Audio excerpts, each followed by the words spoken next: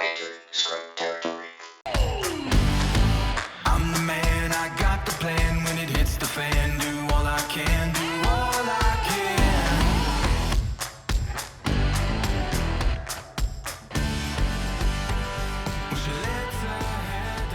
Hey guys, Christian the Haver Card Man coming back at you with another video talking about card discussions today.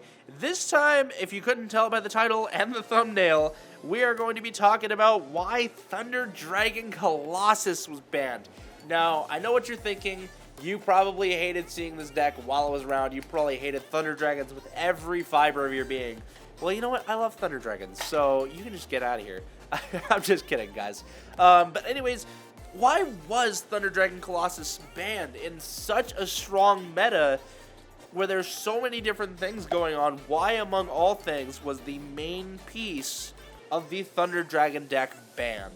And I also know what you're thinking. Thunder Dragons are still viable. Thunder Dragon Titan actually has a very good control deck. And I will agree with you. Thunder Dragon Titan is still very strong.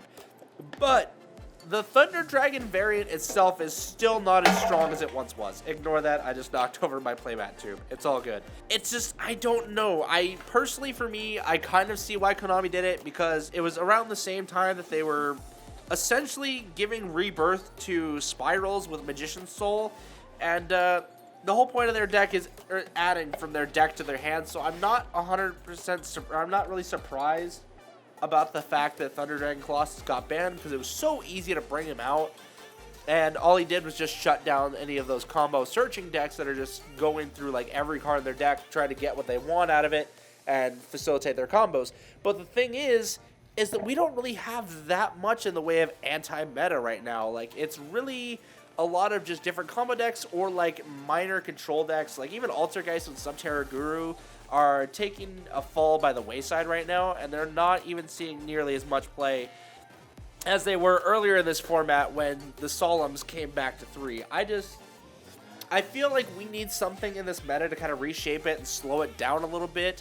I'll admit, I love playing combo decks. If you guys have watched my videos, pretty much all of the decks I play are combo decks. I just really love them. They feel more entertaining and feel like they take a lot more brain power to work.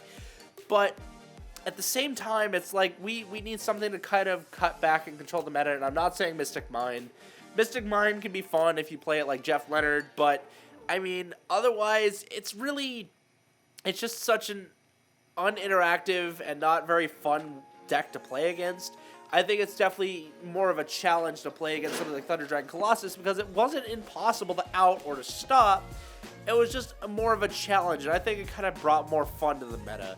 And really, he's not that overpowered. It's not like you can't draw cards or anything. Like, I've still been able to draw cards with Thunder Dragon Colossus. I mean, that's probably a mistake on the ruling call, but nonetheless, he really wasn't that ridiculous. Because the thing is, it only stops you from adding cards from your deck to your hand. It doesn't say anything about sending cards to the graveyard or special summoning from the deck, which most combo decks are doing nowadays. Is either sending, like Shadal's, they're sending to the graveyard and special summoning from the deck. There's not so much adding to the hand.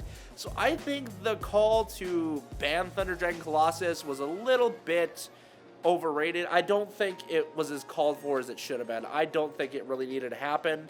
In my personal opinion, Thunder Dragon Colossus, I think, should have been fined at least at 1 copy, because that way it's not impossible to out, but it's still in the game, and it still allows Thunder Dragon players to have fun. And the issue is, the reason why I'm probably really salty about this is because I bought my Thunder Dragon cards just before the ban list dropped.